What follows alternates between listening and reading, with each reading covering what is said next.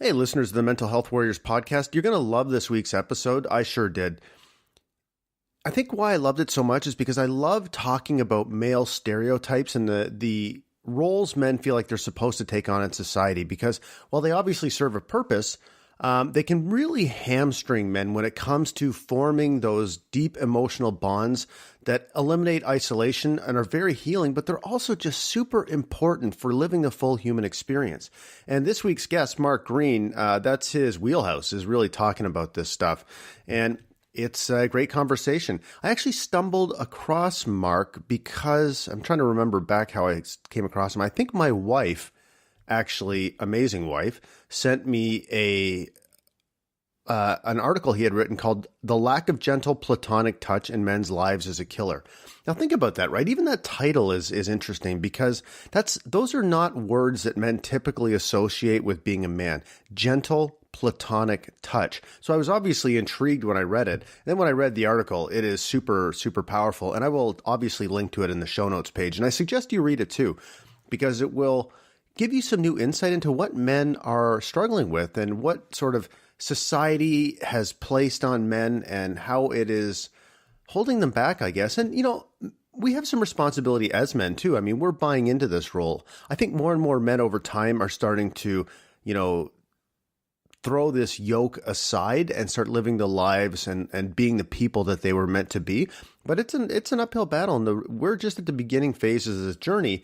And I want to celebrate Mark because he is kind of the tip of the spear when it comes to this stuff. So let me tell you a little bit about Mark.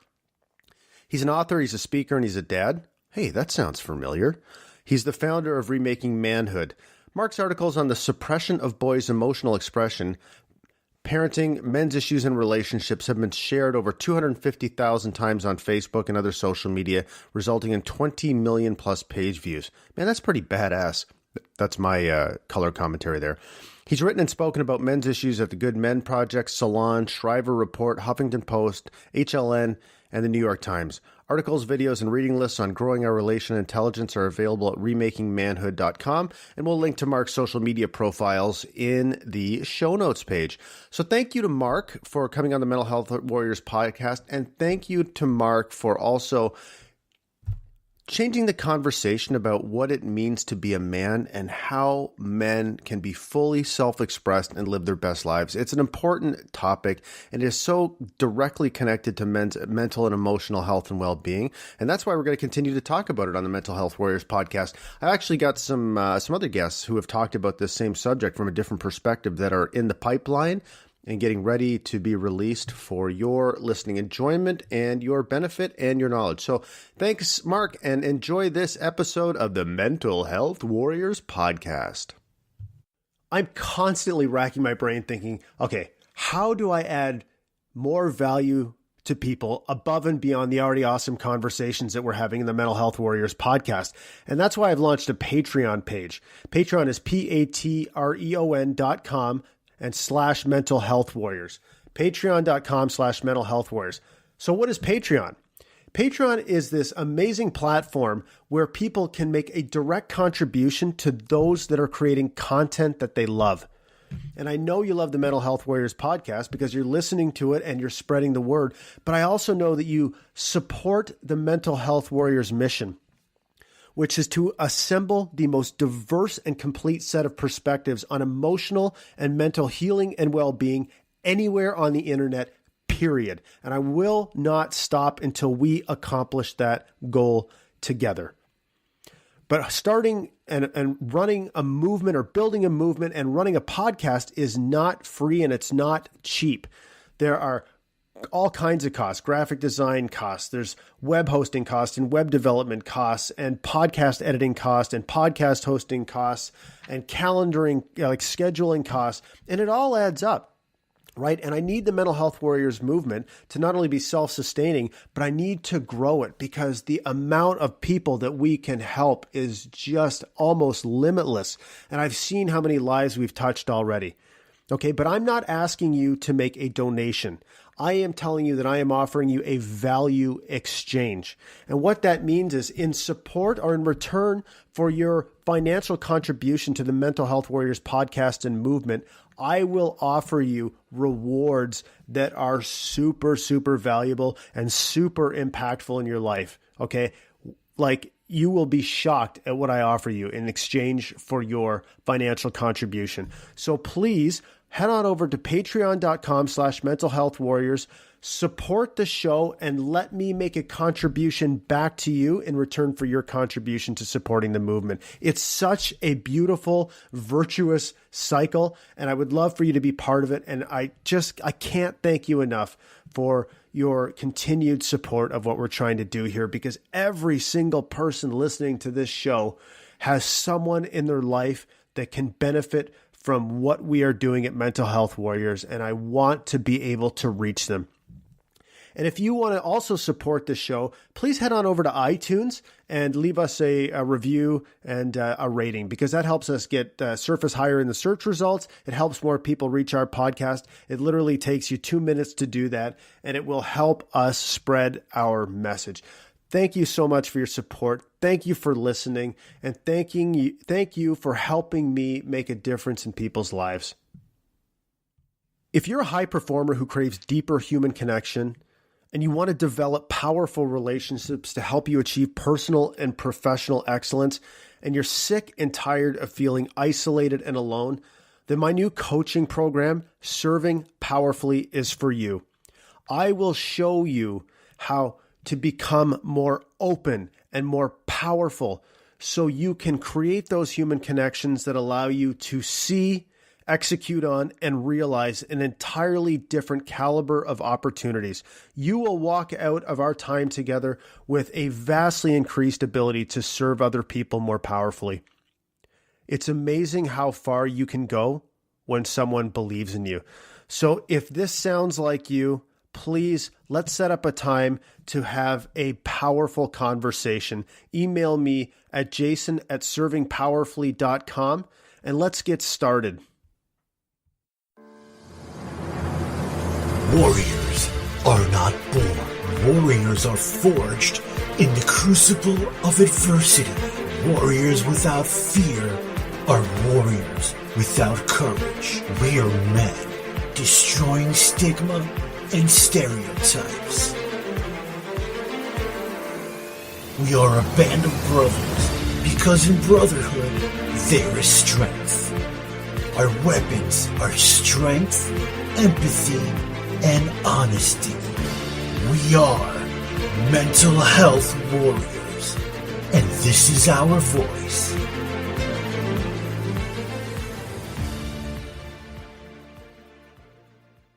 All right, Mark, welcome to the Mental Health Warriors podcast. It's great to have you. It's good to be here. Yeah, so we connected because I forget who, I think it was my wife actually sent me an article you had written about how important, gentle platonic physical touch is for men, and how there's been all these, issues around it, societal expectations or myths or misconceptions, and it's really causing us to feel isolated from one another. So I really want to get into that. But I guess first, why don't you tell me and tell the audience more about what Remaking Manhood is all about? Well, one of the things I talk about a lot these days, and the article you're referring to was written, I think, about 5 years ago, and it continues to be an extremely popular article. And it was put up on a site in Australia recently, and racked up 200,000 social media shares. Wow. I have no idea how many page views that is, but the point is that there is a definite feeling among men and women that men are suppressed in terms of their expression emotionally, and one side effect of that is also the physical touch. Now, of late, I've been moving through a lot of different work and a lot of writing about the question of sort of the general suppression emotionally of boys and men. And there's a lot of research out there and so on. But for about the last 8 years, I've been writing primarily for the Good Men Project. I published a book called Remaking Manhood. And I want to be really clear with folks that when I say remaking manhood, I don't mean changing men. I mean remaking our definition of the word manhood, of the idea manhood, because I think the idea that's commonly understood to mean manhood is traditional masculinity is very narrowing and very dangerous for men in terms of their well-being. So having said that, I'm happy to talk about both this question of physicality, but also the other aspects of being raised as a boy in America, and the work by people like Niobe Way and Judy Chu that have done a lot of research about what happens to boys as they begin to enter elementary school and so on. Yeah, no, I'm really looking forward to getting into that. So, I mean, for my experience, really kind of mirrored that. Maybe not in the quite the way you're describing. I mean, my dad grew up, in the 50s and or late 40s, early 50s in rural Canada. They were destitute, dirt poor.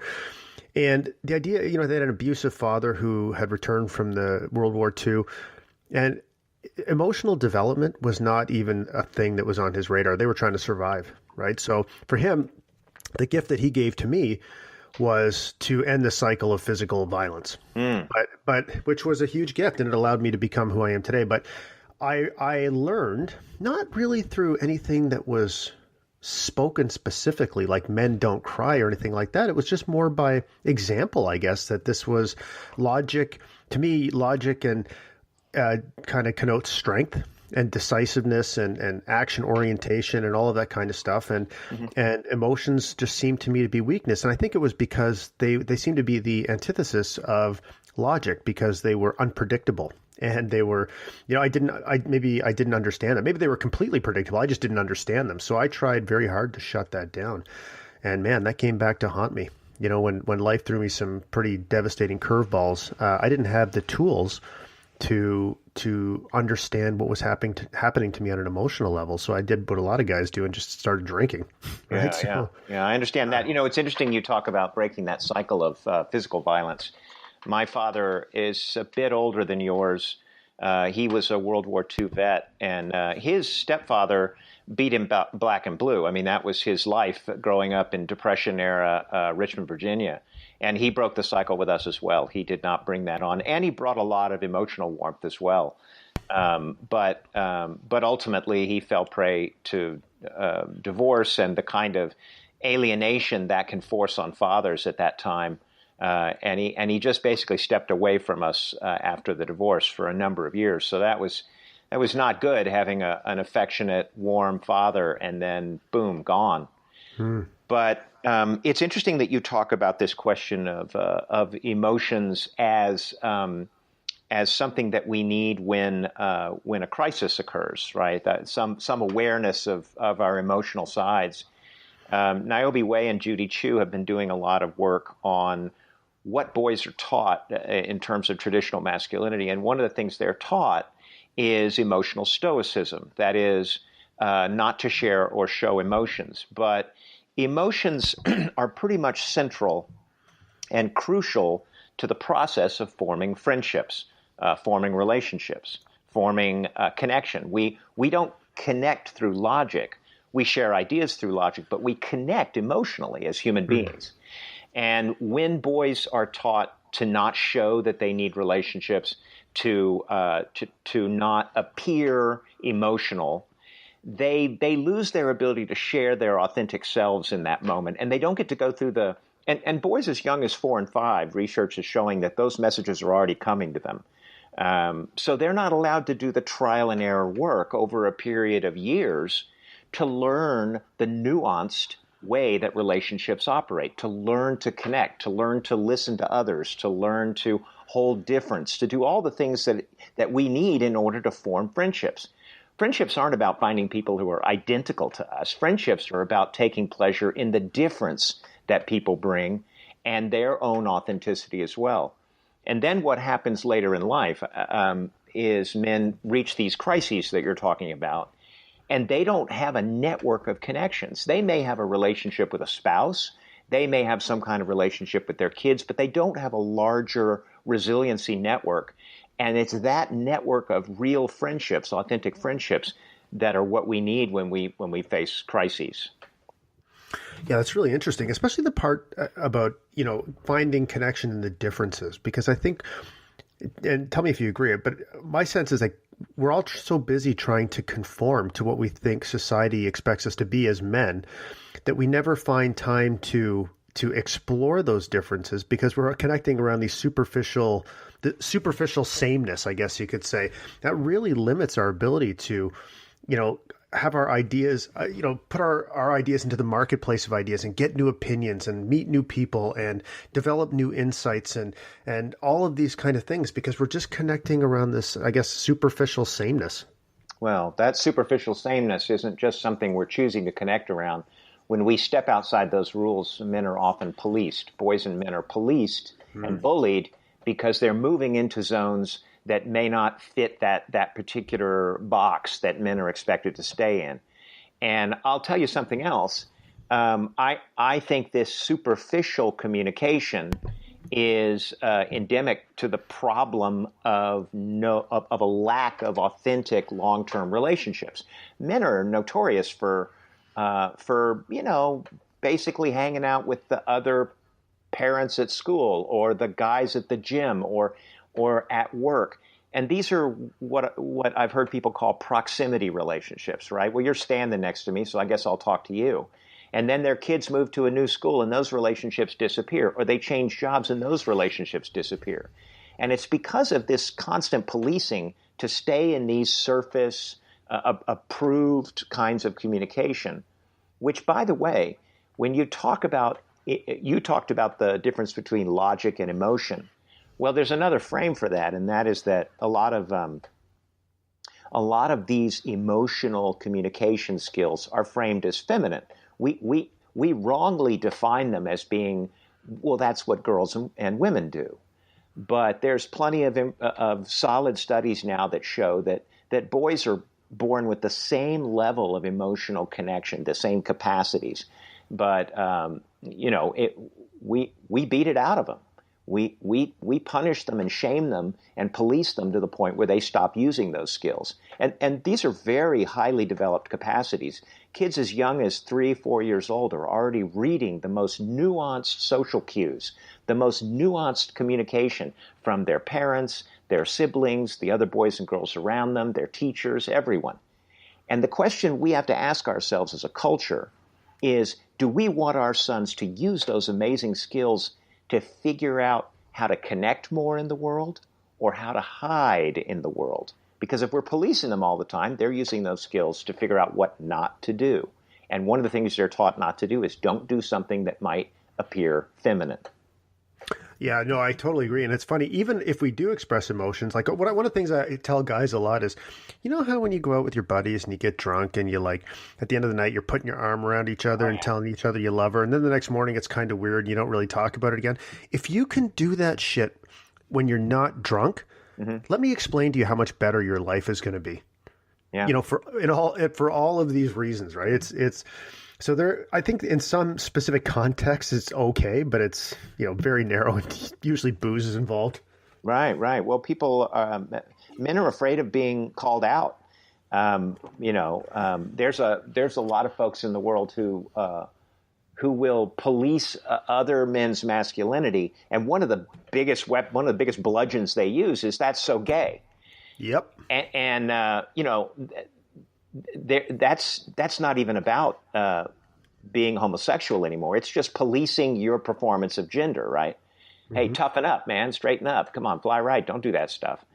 And I don't know if you're aware of this, but the health and longevity implications of this stuff is massive.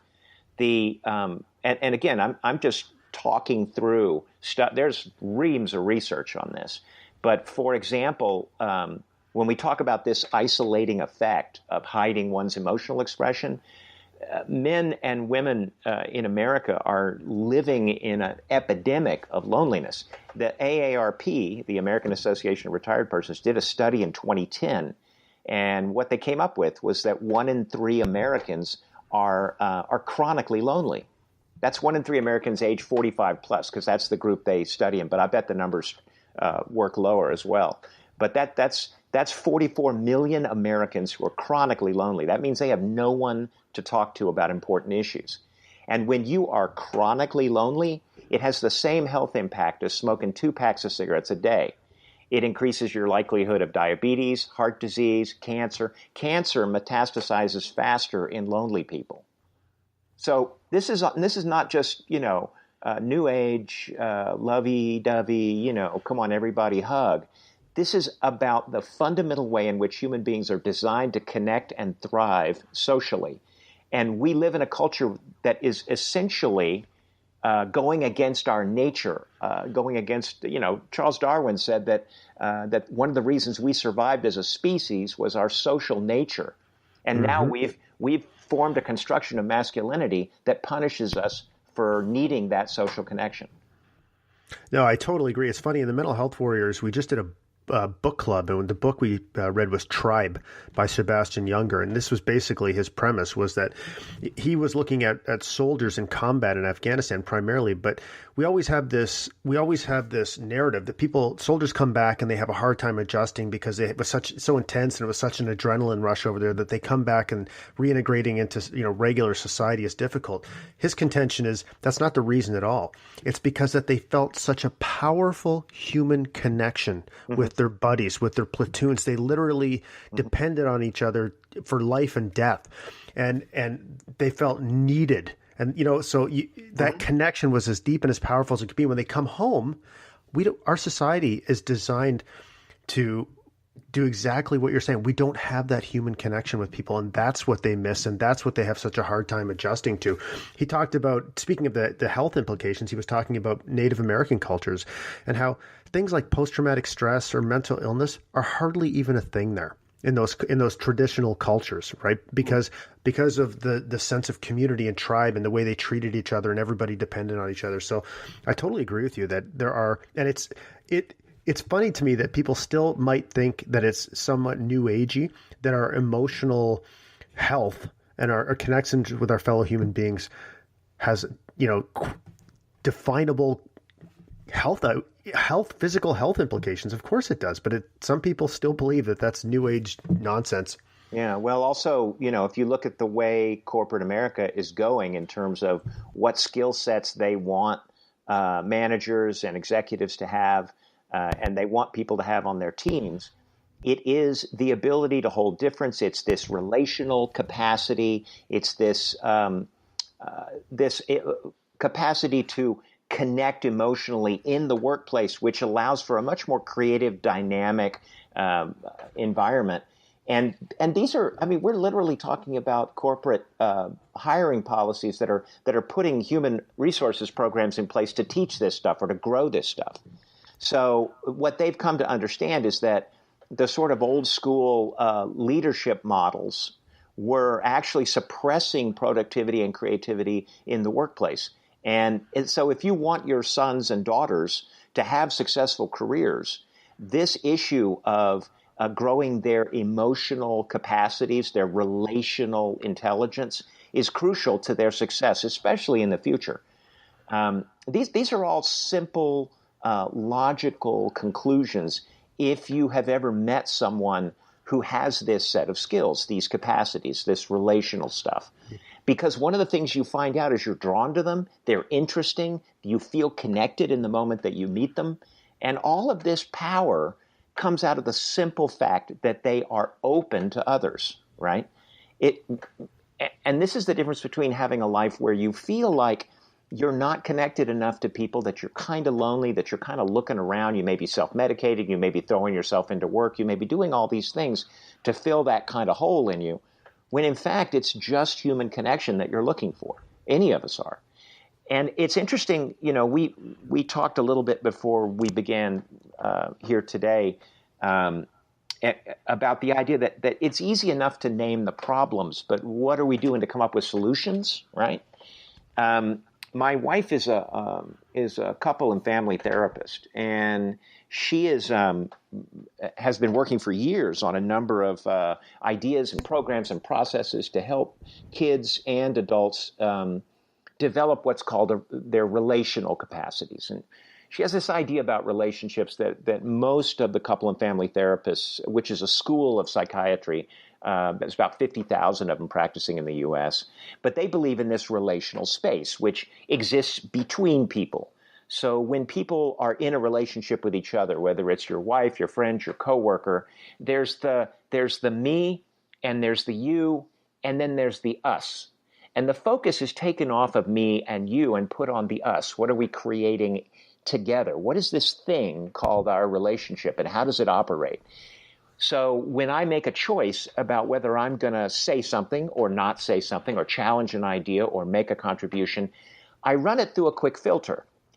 I know what it'll do for me. I get to say what I think. I think I may know what it will do for them, but what does it do for the relationship? And once I check in with that relationship, it may change the way I choose to say it.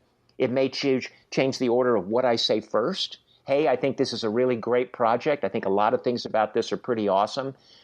I want to bring up something that I think we may want to think about. Versus, if you've ever been in a meeting and you've shown them 5 weeks of work, and they just ignore the part that's working, and they go right to the problem and they point at it. Mm-hmm.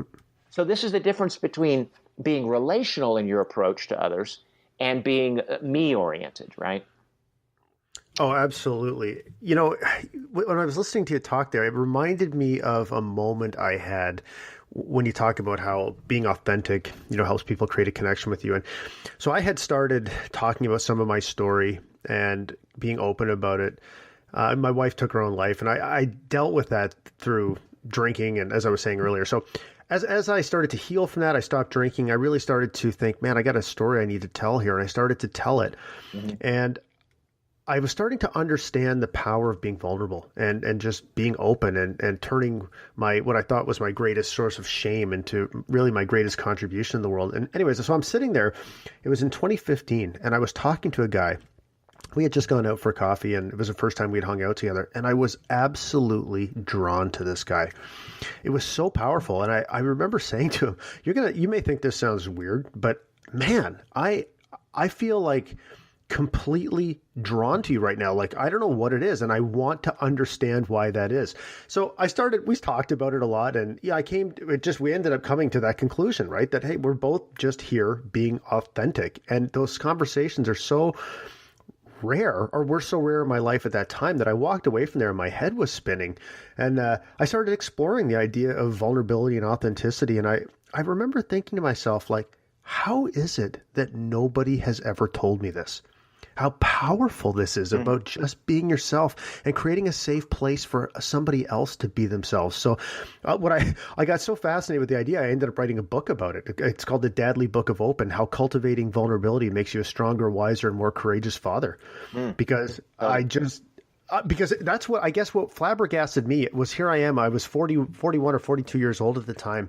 And it's like I discovered the pot of gold at the end of the rainbow, and it was sitting there in front of me all along. And all the adults that I had talked to my entire life, this somehow never came up.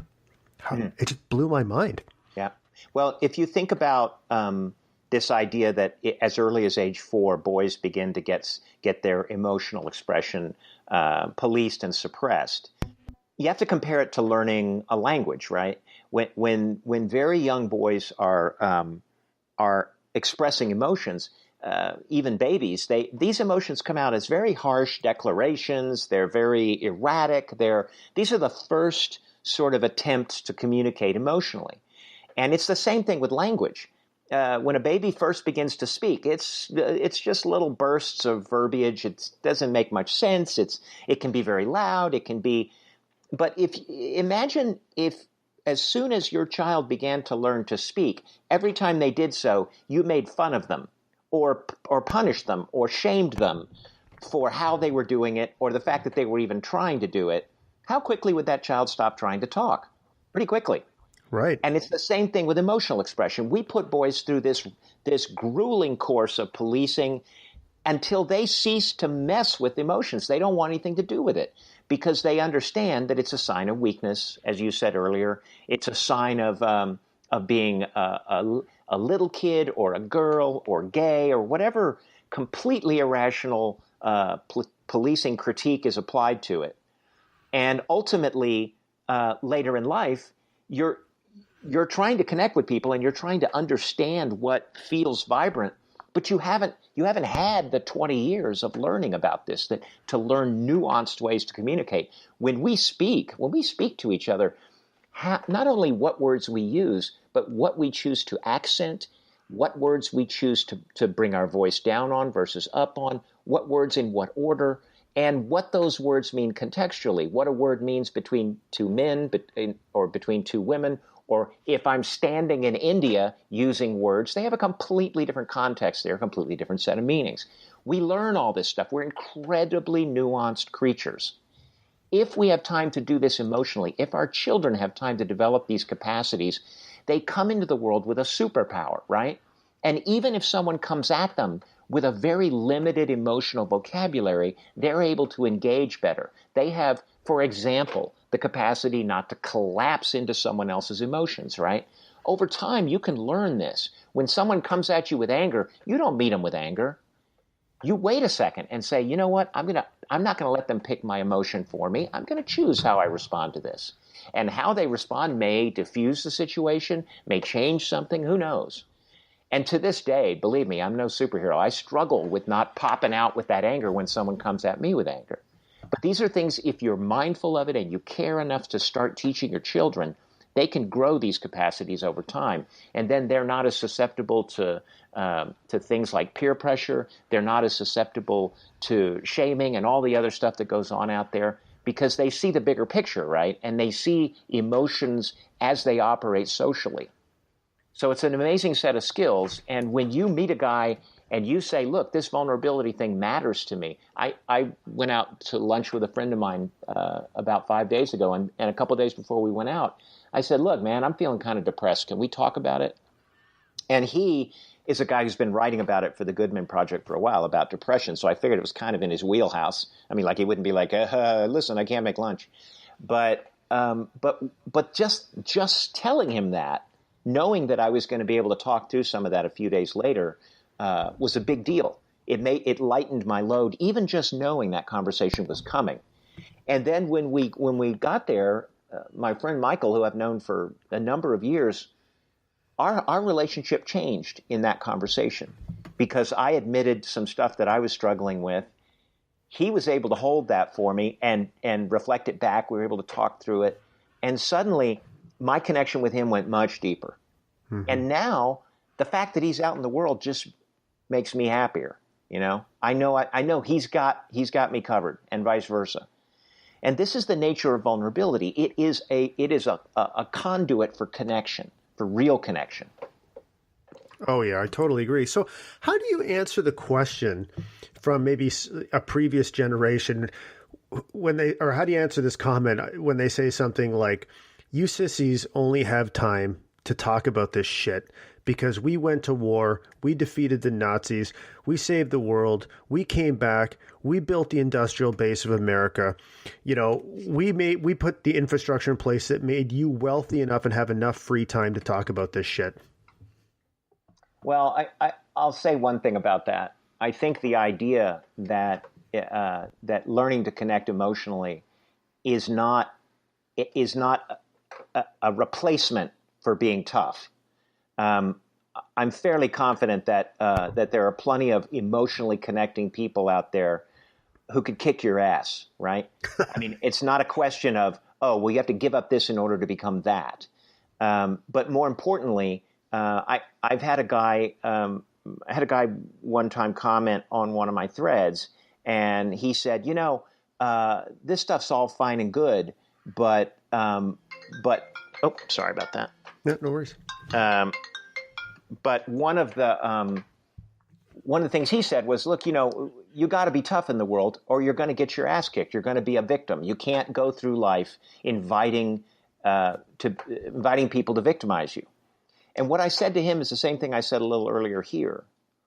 When you are able to choose your emotional response, especially in a heightened or even scary situation, when you've got enough self-awareness that you're not automatically coughing up an emotional response, that puts you in a more powerful position. And I don't care if that's in the boardroom or in a bar fight or anywhere else. Sure, you want to go ahead and throw that punch? Be my guest. But don't do it automatically. And don't let people yank reactions out of you because you're so easily triggered and you have no self-reflection and no ability to manage your own reactions in the world.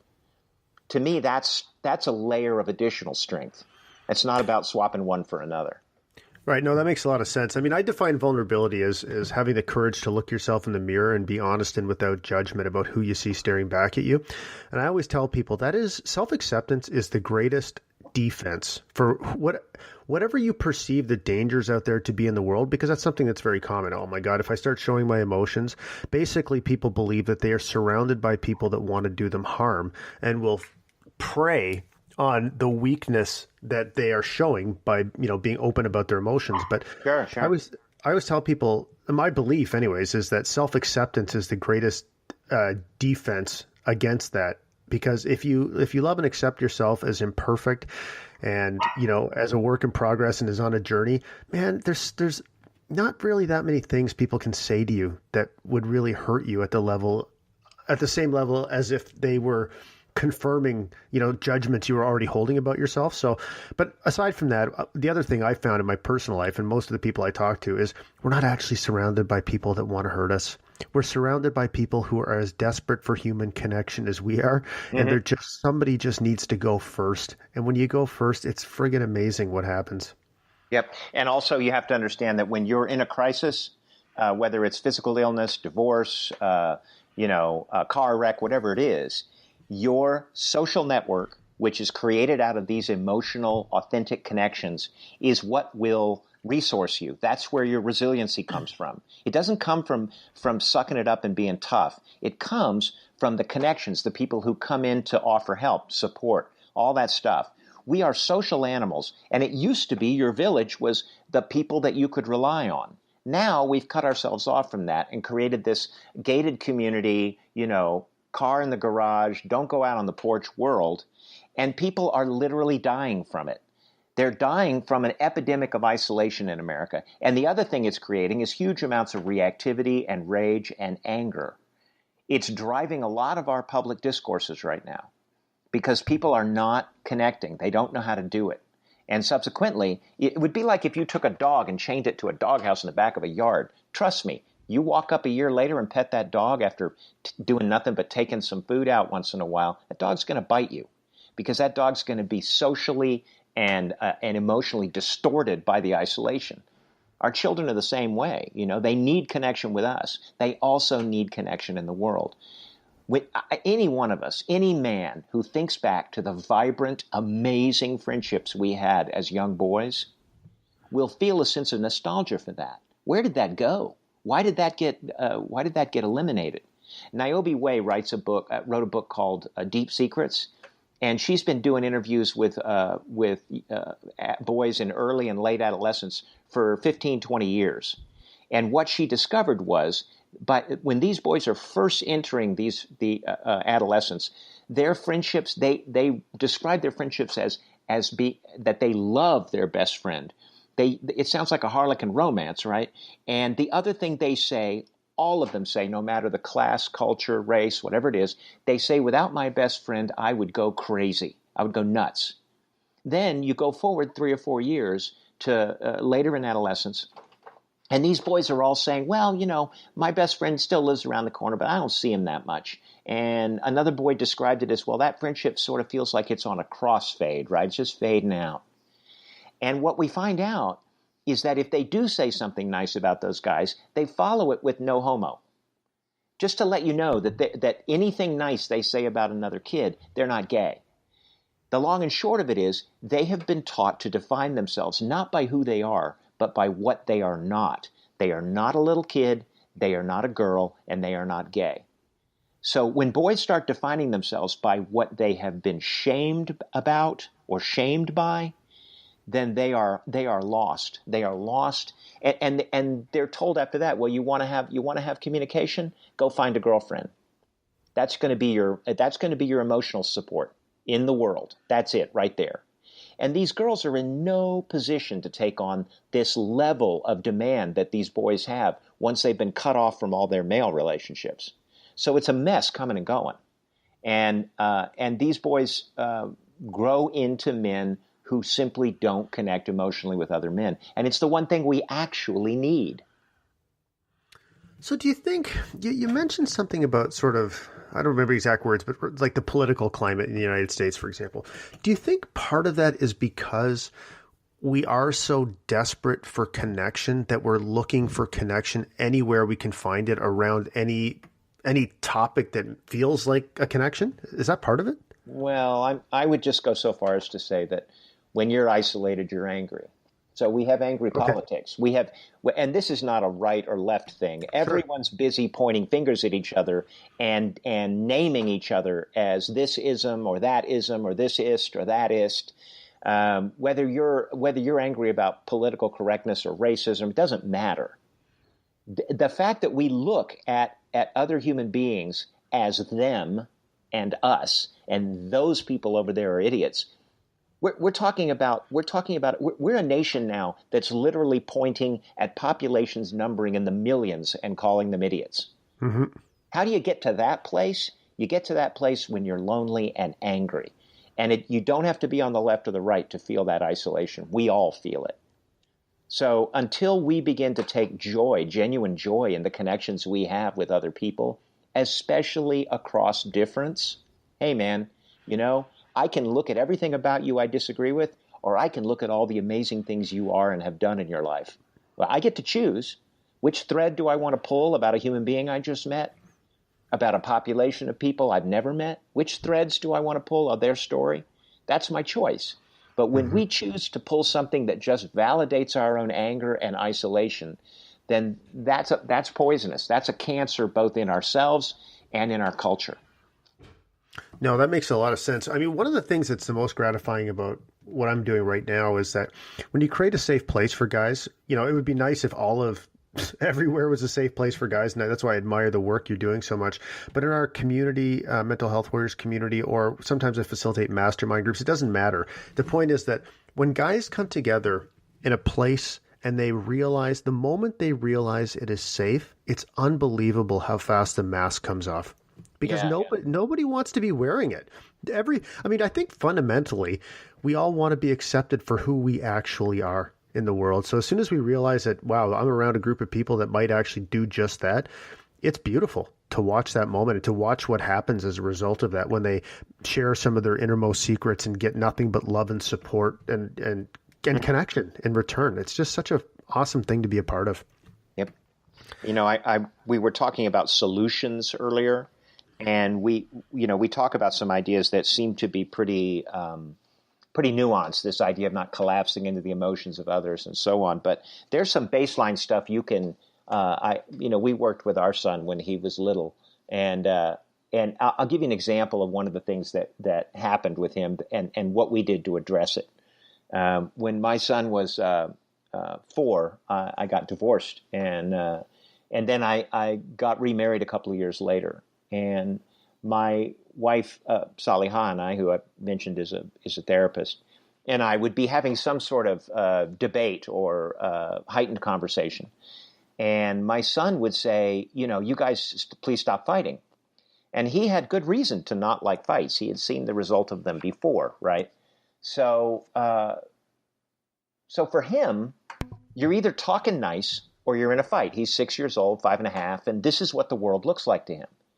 So we said, Gus, maybe let's do this. Why don't you tell me what you think you saw? Did you see a conversation, a discussion, a debate, a disagreement, an argument, or a fight?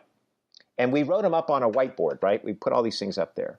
And he said, well, I don't know. And I said, okay, well, I'll tell you what. We're gonna perform it again. Like theater, like we're at a theater, and you tell us what you think it is. And so Sally and I did a version of like what we wanted for dinner, right? And we picked a level of disagreement, and he looked at it and he's like, oh, I don't know. I guess that's not really a fight. I guess that's a disagreement.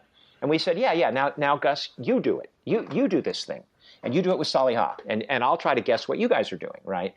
And so he and she whispered to each other, and they did some version, and ultimately, what came out of this was he no longer saw things as either getting along or fighting. He saw them as different levels, right? Mm-hmm. And in that moment, it was no longer they're going to stay together or they're going to break up for him. That fear part of it went away. But he also started seeing levels of emotion. And that's just one example of the kind of stuff that we did with him. Another thing we did with him was he and I got a big giant piece of paper back when he was 4 or 5 years old. And we drew big buttons on it. And we labeled the buttons sleepy, happy, hug Gus, Dada, stop being grumpy, various things. And he made this stuff up as we went, right? And then we hung it on the wall. And whenever we were going through our days, he could run over and smack one of the buttons, or I could, or Saliha could. And the person that we're looking at had to perform that thing. They either had to give a hug, or they had to stop being grumpy, or they had to. And believe me, if you're having a bad day and you're cranky and you're griping about, and your little boy runs over and hits that button, you're going to think real hard about changing your mood, right? Yeah, and in the moment that you do it, your child learns something very important, and that is that our moods do not control us. We can make choices. We can make choices about how we are behaving, and we can do things together that can shift our mood. And this is a very powerful lesson learned at a very young age. But the buttons were up on the wall for 2 years, I think, and everybody was running over, smacking them, and one of them was like bark like a dog, and various things, But it was a very helpful tool, and I think it gave him the sense that our moods or our emotions are not created inside of us. They are created in that relational space between us. And we have a responsibility to take care of that relational space, including what kind of messages we're pushing into it, right? What kind of emotional stuff we're doing. So as far as parenting goes then, and as your kids, so how old is your son? He's now 12. Okay, that's perfect. My kids are 12 and 13. So how do you now at this age going, having an imminent teenager, I guess, how do you express your emotions to them or teach them in an age-appropriate way about the importance of that emotional connection and acknowledging and expressing our emotions? It's a disaster now. I've given up.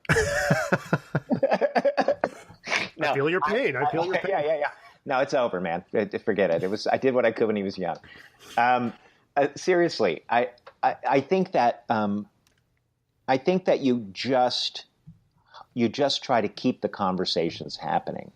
And sometimes that's my wife talking to him more than I am. Sometimes that's me resisting the urge to try and engage around an issue when he's reading that's not really what he wants.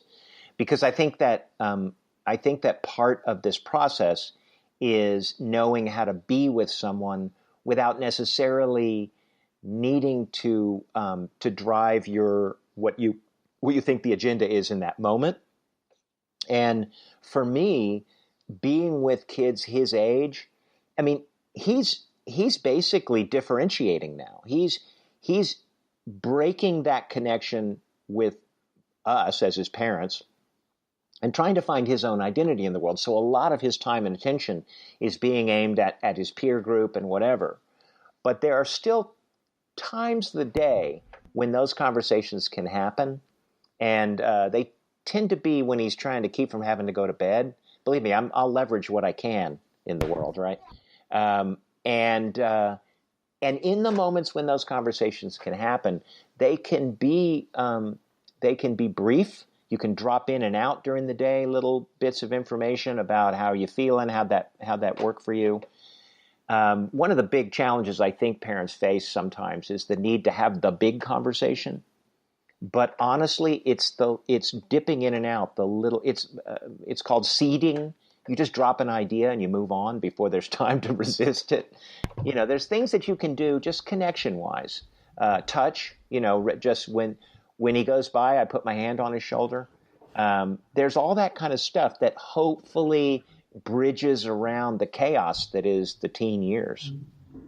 Yeah, no, I love that. One of the things that I do is I'm pretty open with my kids about how I'm feeling about specific things. So, for example, when I was writing my book, I remember sitting down with my daughter who was working on a huge project at that time and saying, this book, is your project is my book to me, right? And I know exactly what you're feeling, and here's what I'm going through. And, it really allowed us to create a connection over sort of a shared experience. And as I progressed through writing the book, I was able to tell her, okay, here's what it's like. Now I'm gaining more confidence. I believe I can finish it. I'm seeing light at the end of the tunnel. I'm learning more. And these are all the same thing that's going to happen to you.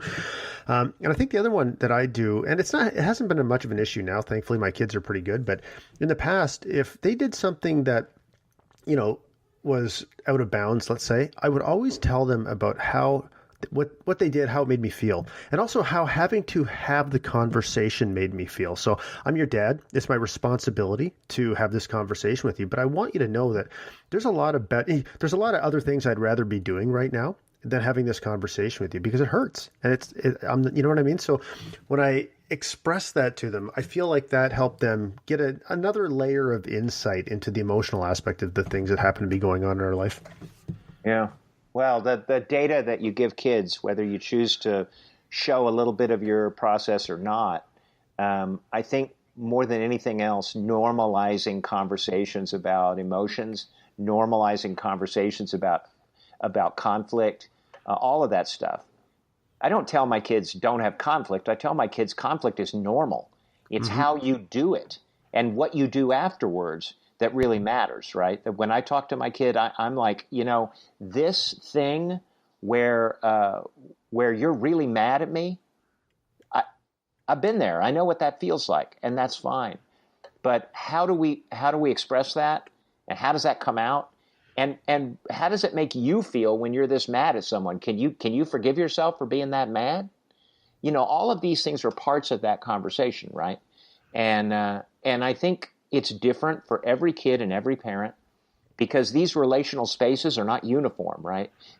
Each one is fundamentally different from every other, because it's made up of these extremely individual human beings. So what works for my kid and me isn't going to work for your kid and you. You guys have to design what works for you. And you do it. You do it every day. We're constantly designing and redesigning these relationships. But with luck, the love that we have for each other will be the bridge that allows us to keep adjusting. Okay, this thing that worked last month isn't working anymore. I got to take a step back and look at it and try to figure it out. But that's the process of being human. And for kids, it's a much more accelerated process. But it's going on between you and your spouse, you and your parents, everyone. And anybody who thinks that they've reached a stable relationship is missing a single crucial point, which is we're all changing all the time. And so instead of saying, oh, God, I got to go back and do some work on my relationship, you can instead choose to go, wow, look at this new stuff. This is amazing. Wow, And that's simply the choice to enter. There's a thing that we talk about. My wife and I are actually working on a book called The Forever Book, and it's about these kinds of tools and ideas about how to connect relationally with our kids. God knows when it'll be done. But the long and short of it is, one of the great things that's coming out of writing that stuff is an awareness of how much we have to hold uncertainty, right? We as parents, our job is to be certain, right? We're going to get the homework done. We're going to get the kids to school. We're going to get food. We're going to do this. We're going to make sure our kids don't get run over by a car. All this stuff that seems to have to do with predictability and certainty, when in fact we're in this incredibly uncertain process. And our urge to jump in with answers and solutions and stuff, that's not so helpful. Sometimes we need to actually, make the choice to see what's emerging and be careful about that. So, I think I lost you for a little while. Okay. I'm here. And so in the process of this uncertainty, we can learn to listen and actually hear things that maybe in our rush to fix stuff and be certain about things, we're ignoring entirely, right? And it's out of those spaces that new stuff emerges. And that's with our spouses, our coworkers, our kids, everybody. It's really hard not to just lunge ahead with our agenda and our ideas and instead listen It's a difficult work. I'm terrible at it. I talk constantly. I never let anybody say anything, but you know what I mean? So yeah, that's really interesting. So I also, I guess, with the uncertainty, by not jumping in with and constantly trying to find solutions, I guess that creates a space for our kids. I mean, it creates a massive space for our kids to grow and experience uncertainty themselves and solve problems and then be able to reach out to us maybe in a different way, right? Maybe for some advice or some guidance around a specific facet of this issue rather than just us barfing the solution all over them. Oh yeah, this thing where we create in that relational space is basically a combination of two individuals' ideas, and if you're driving a lot of ideas into that space, then the other person is more receiving ideas, and they're not really bringing their stuff as much. Imagine a series of arrows moving into a circle versus a few little tiny arrows on the other side. When you're with a 4 or 5-year-old and you hold off on pushing so much data at them, they get to put a little more in, and they're like, oh, I put an idea here, and here's some more stuff. And suddenly they get used to that idea of bringing what they're seeing. It's only when we hold off from giving them an answer that they start coming up with their own. So, and this is the same thing, again, with adults and everybody else. You know, are we bringing answers, or are we bringing a willingness to listen? And maybe wait and see what emerges out of a conversation where we're not seeking answers, but instead we're just talking about possibilities. Well, I don't know. What did you think this meant? I don't know. Maybe it meant this. Well, that would be interesting. But if it meant that, doesn't that go against what we were saying last year? Well, I don't know. You know, this question of how do we have conversations that are not solution focused, but instead are just and also when we're talking to a spouse, how do we get our mindset in a way where we expect to be surprised? We expect to hear something we didn't hear before. We're actually, because that's the thread you start to pull when you have that expectation. But when it's like, oh yeah, I got a full file on this person. I know what they're going to say. I know what they're going to do. I know everything about them. And in that moment, you limit them to that, right?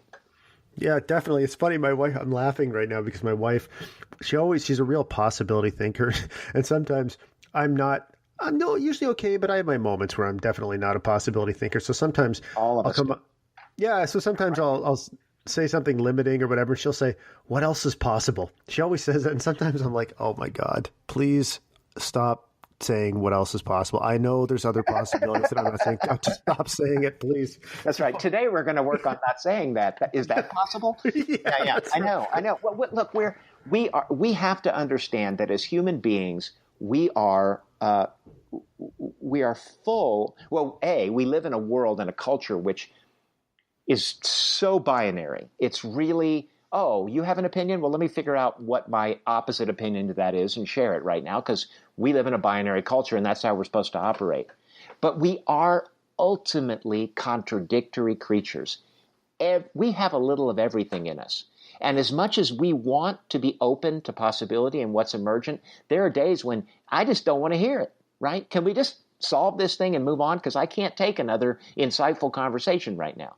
This is the basic contradiction of being human. And as soon as we accept that about ourselves, that we are full of dichotomies, full of contradictions, and learn to hold both sides of it, I am this and I am also this. We open up all this space to be like, you know what, I'm not going to get policed for everything I ever say, but you said X. Yeah, and today I'm saying Y. And let's talk about the difference between those two and why they both seem to make sense for me, right? We're so hard on ourselves. We have so much accountability. We're all about keeping track and accountability. And we're not about saying, you know what, I'm changing all the time. Like, marriages are fascinating because you marry someone and you're looking right at them, right? And you're looking at right the spot where they are, and you know them and you know who you married and you got it all down. And every day that passes, they're changing and moving. And if you're still looking at that spot where they were, pretty soon you're going to lose sight of them altogether. Our whole process as human beings is to track each other's journey, right? And it can either be beautiful and full of surprises, or it can be a lot of goddamn work. It depends on your frame of mind.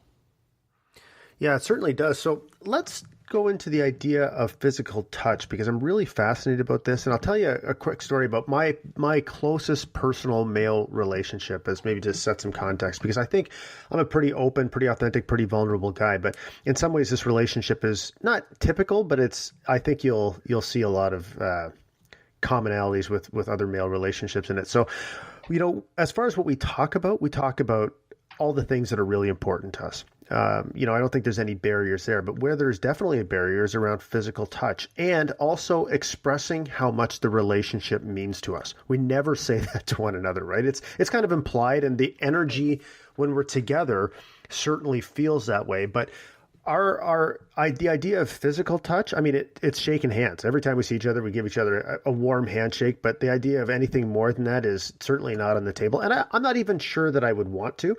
But the other thing that's interesting is I have a very close, like myself and my wife and him and his wife are very close. So I'll text or send his wife a message afterwards and talk, about what a great time we had and how much I valued their friendship. But I never say that to him. Right. And so maybe we can just get into the idea of physical touch, because that's actually what led us to talking today, because I think it's really important. It's something that's missing in so many people's lives. Yep. Well, I'm what I have found, at least in my life, was having a child taught me the power of physical touch, both as a source of comfort and connection.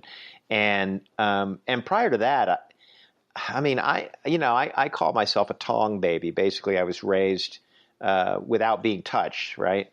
And when I got my first girlfriend, it was all I could do to brush my knuckles against the back of her hand, and that was like a equivalent of touching a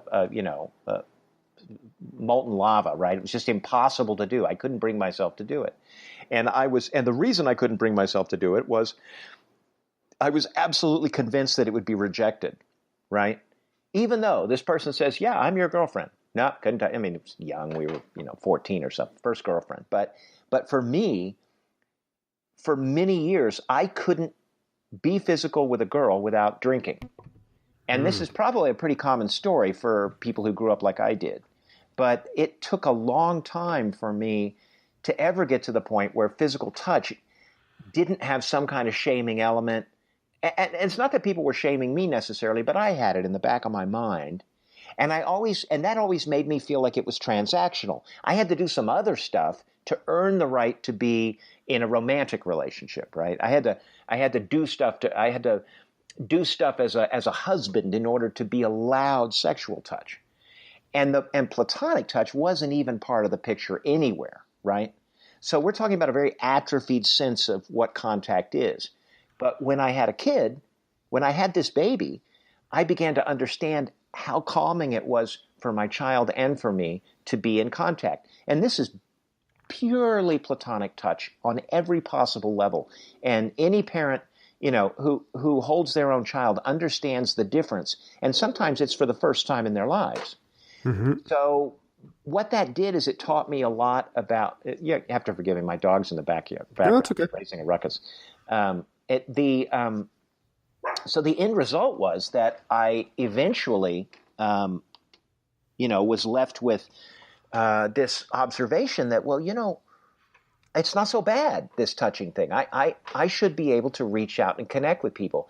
And I wrote the article, and I did a lot of other work around the question of it. But what I ultimately found out was my hand reaches out and touches people. It just does. And I'm letting it do it. And I know there are a lot of issues. I don't tend to touch women. I don't know any of that. But people that there's some people, God, I see them on the street and my hand just goes and I just pat them on the arm, hey, how are you? Now, for me, this is a big leap forward. For an evolved species, it's probably the Stone Age, right? Right. For my generation, for as far as I'm able to get in my lifetime, the idea that I view my contact with someone else as a positive human gesture from where I was as a kid, where I thought it was just wrong because I was wrong, because I wasn't worthy of contact. That's a big step for me. You talk about generational change. Your father was beaten and he didn't beat you. I couldn't touch and now I can. And I'm hoping that I can share that with my son and the next generation, that he'll be more comfortable with it. And all the signs I'm seeing is that he is, because he was raised that way. He was held and loved, and he now puts his arm around his guy friends at school and all of that. And God bless him. I hope they keep it up. Yeah. So you described an interaction you might have on the street with somebody where your arm goes out and touches them. In your experience, how does that touch change that moment for both of you, I guess, if you hadn't done it? Well, my sense of it, and believe me, the article is all about the prohibitions against male touch, right? Don't do it in the office. Don't touch women. Don't do that. Everything's viewed as this sexualized, potentially sexualized contact, right? And people read it wrong, and it's a bad thing, and blah blah blah. But for me, that there's a kind of touch where you reach and pat someone on the shoulder. There's a kind of touch where you just make that brief contact. For me, it's something about you. I really care about you right now. I really feel it. Sense of connection is not the right word. I want to give you this. I want you to know I see something really human in you, and I am making. Peter Gabriel had that song, "Touch." You remember that song? Mm-hmm. And he's singing about that, I believe. That moment of contact, right? We are. There's so many people I see that seem like they could just use that, just a touch, just hey man, hey, and that's all I got for it in the way of a larger explanation. I don't know how they're reading it. Some people I see look up like they're coming out of a dream, and they go, oh hey, look at that, the monkeys touched each other. Wow, yeah. But there it is, I mean, that's as much as I have for it. But it brings me great joy, and it lightens my day, and I feel like it's not even a risky thing. I feel like it's just, hey, I see you there. Okay, so one of the last few questions I have is, I think how it is, especially among men, how it can be typically perceived is the person that initiates the touching, the contact it's perceived as that being an act of dominance, because you're invading the personal space of the touchee, right? So you're asserting dominance. Does that make sense to you, or have you seen that, I guess, or is that a common understanding of that gesture based on where we are today as a society? I think that I think there's weirdly creepy versions of touch. And then and by that I mean like people who do it for that reason that you're describing. You can read it in a second. It's really obvious, right?